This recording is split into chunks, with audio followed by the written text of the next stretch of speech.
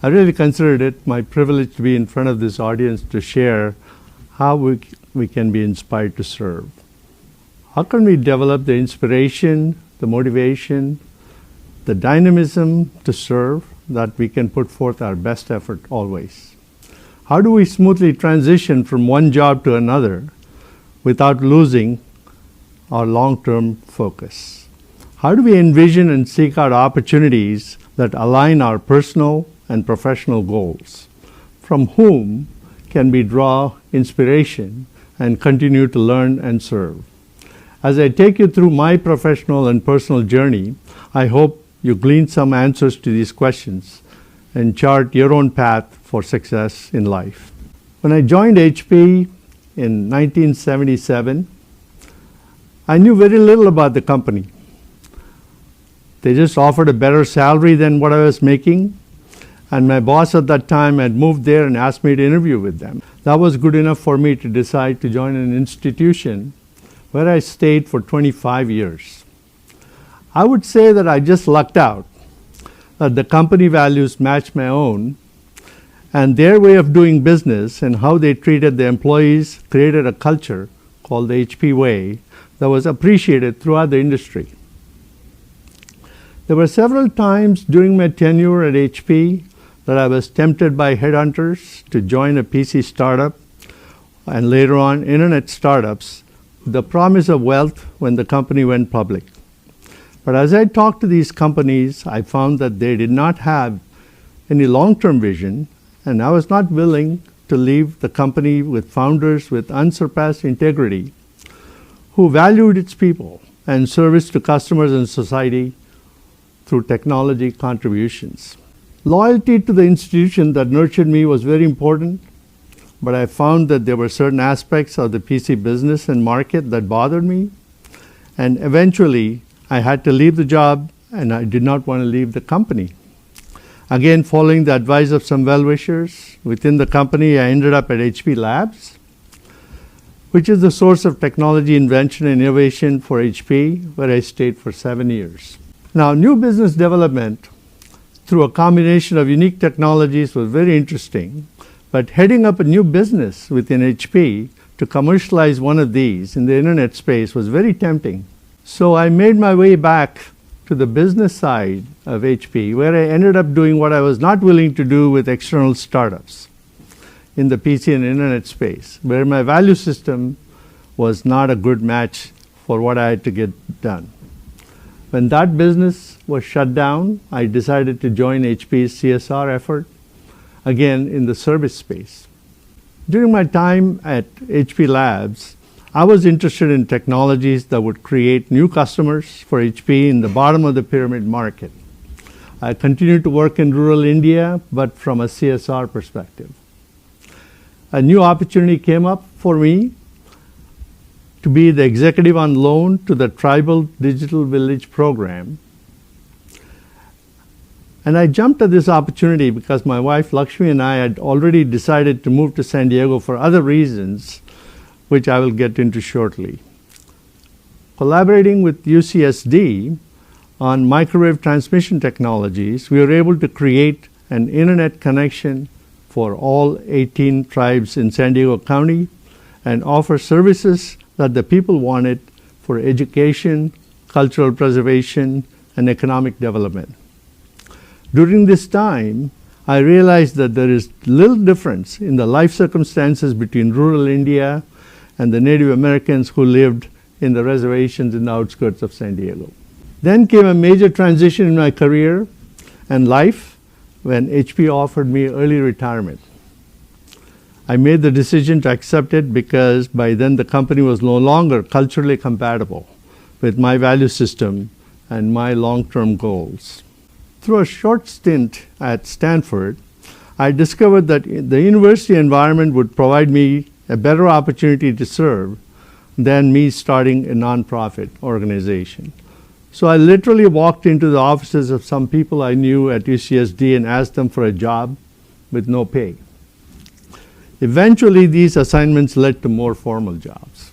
So at UCSD, I was in this building for 10 years as part of Qualcomm Institute, my initial assignment was to create a relationship with Indian universities, and we started at the very top, talking to President Abdul Kalam, and through them trying to figure out how we can gain access to all the universities and so on. So at one time we had Dr. Kalam actually speak from Rashtrapati Bhavan to the auditorium here next door and Cal IT 2 with a whole team of people from India, ministers and heads of various departments who had come here. And Dr. Kalam was expressing his vision for India in the future. So that was very interesting times for me while I was here at UCSD, and I worked in a few other places, a few other centers. One of the key things that was very important for me was to be able to serve the community, and along with two professors who were emeritus in sociology and communications, we started a Center for Community Wellbeing, which looked at how you could serve the community in all aspects of their needs. Typically what happens is you're looking at the health aspect or education or something else. You know, especially in universities, there are a lot of silos. Each department has its own focus on what needs to be taught, and they work with the community along those lines. So we're trying to figure out how to integrate all of these things and look at the entire community and look at the well-being of the community. So that was the intent of the center. But it didn't go much further because there was no research to back up what that would look like. And how the university goes about creating a formal center is a whole long process. Some of you may know. I also worked with the students quite a bit in helping them understand how to serve in the community. So we had in the engineering school a 3-quarter sequence, which was like a practicum. The first quarter was for them to learn about how to serve, how to think about the people that you're about to serve and not come there saying, I'm here to help. You know, that turns them off right away. So a little bit of training in how to approach the customers, how to think of their problems, which you have not encountered. Most of them have not encountered those problems because we are looking at serving communities that are underserved within San Diego. This program, which started in Purdue, was adopted in UCSD. It's called the Teams for Engineering Service. It became Global Teams for Engineering Service. And here the students actually create something that the customers want, meaning a local nonprofit becomes your collaborator, and working with them and talking to the community people, you figure out what is it that they need and prepare, just like regular product development, a product worksheet or a product data sheet, and then go about applying their knowledge and creating, you know, whatever is appropriate solution for them.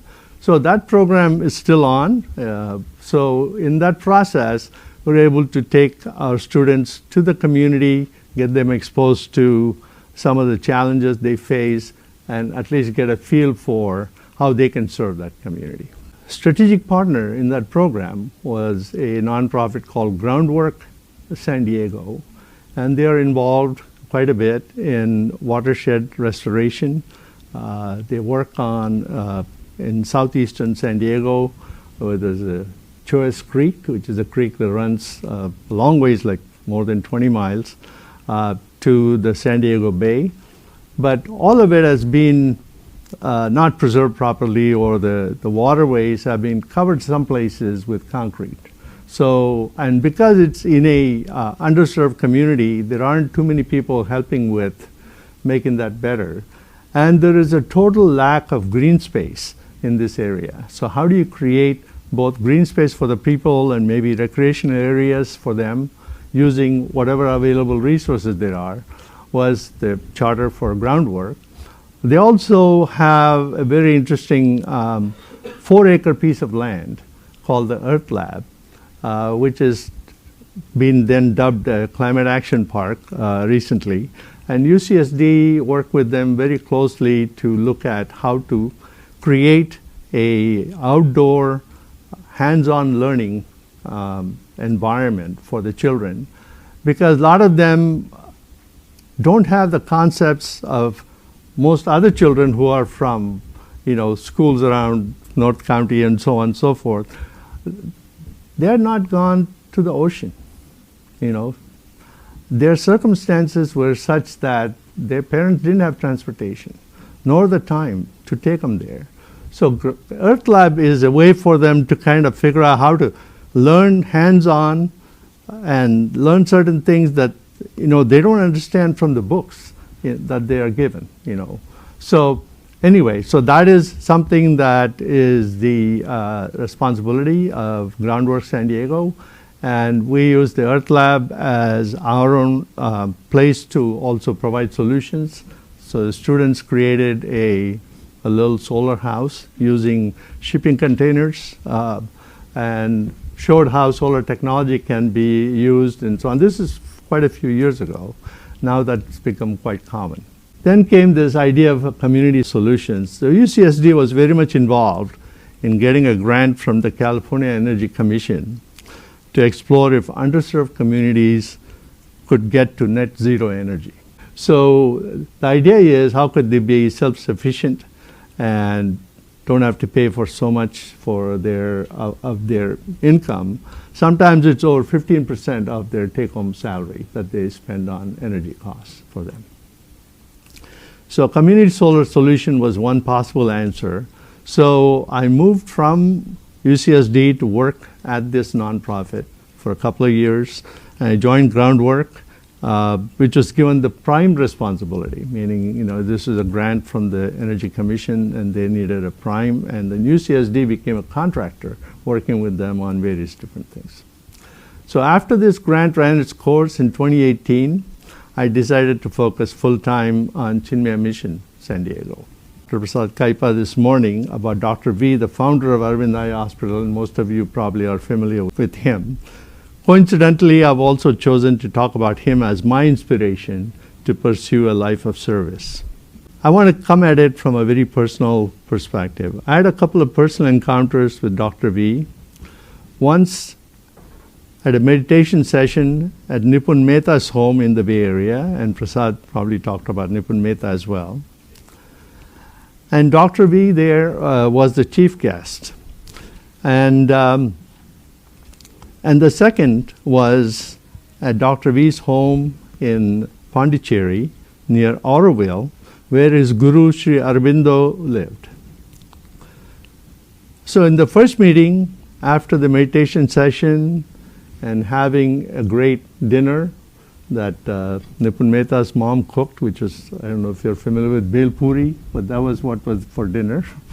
And one of the people attending asked Dr. V how he was able to keep up his motivation for over 25 years. His rhetorical answer was, have you seen the look in people's face when they get their eyesight restored? In the second meeting, after having dinner with him, I asked about what was left to do with the services provided by his eye hospitals. They had served so many villagers, so many people. You all have heard about their great business model, how paying customers pay for their ability to offer free services to many others, and so on. So over and above all of that, what was it that was left to do with the services provided? And he said, I wish my hospitals were welcoming enough for everyone who needs help to just walk in and avail of those eye restoring services. If you're familiar with the psyche, especially in poor parts of India, they don't think they deserve good service. It's kind of one of those things, it's almost like a psychological barrier that prevents them from thinking that they too can avail of these kinds of services. So somebody's standing out there and not wanting to come in, not because they can't, it's open, it's free, but they don't think they deserve it. So he wants to make his hospitals welcoming enough so they do walk in and be served that way. These meetings profoundly influenced me to keep following the path of service to people. Now, to be able to serve well, you need a systematic knowledge of why and how to serve, and a field to exercise these learnings. Chinmaya Mission offered me all of these in one package.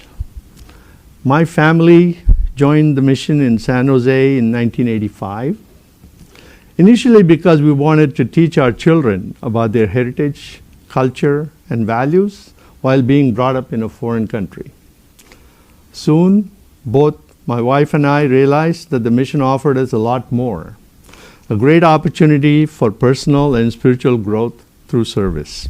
In 2001, with the blessings of Swami Tejomayananda, the global head of Chinmaya Mission, to start a Chinmaya Mission in San Diego, we moved here to San Diego, the place where Swami Chinmayananda left his body.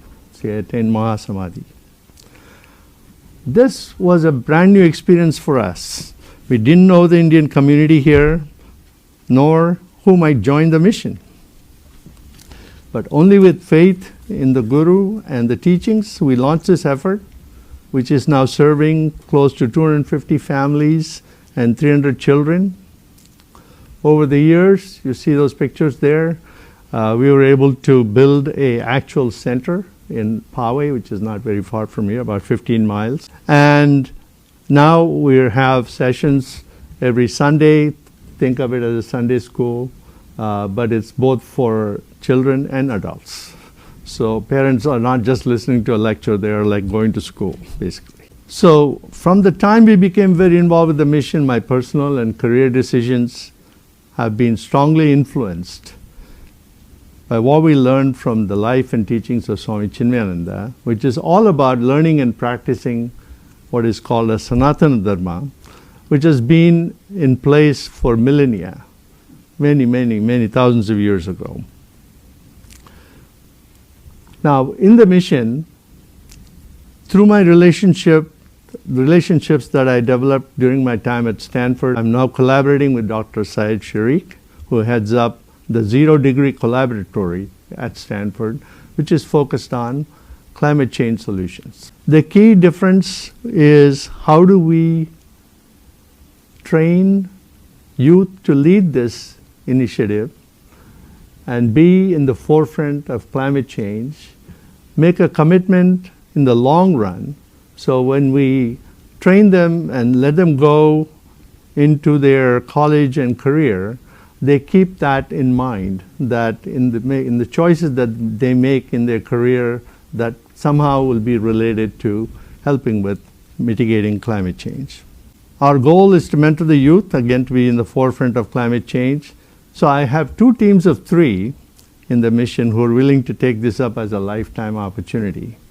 And they have designed a carbon footprint calculator and a way for people to commit to reducing their carbon footprint and looking at how lifestyle changes could contribute to making that happen. The second project, the students are researching ways of increasing carbon absorption in plants. Now, to conclude, as a leader of study groups, I'm serving as many people who are interested to learn about Sanatana Dharma, about how they could potentially transform their lives, while continuing to refine my knowledge about the wonderful teachings in our ancient text. And that takes up all my time. Again, I thank you all for the opportunity to share my life journey. Hari Om.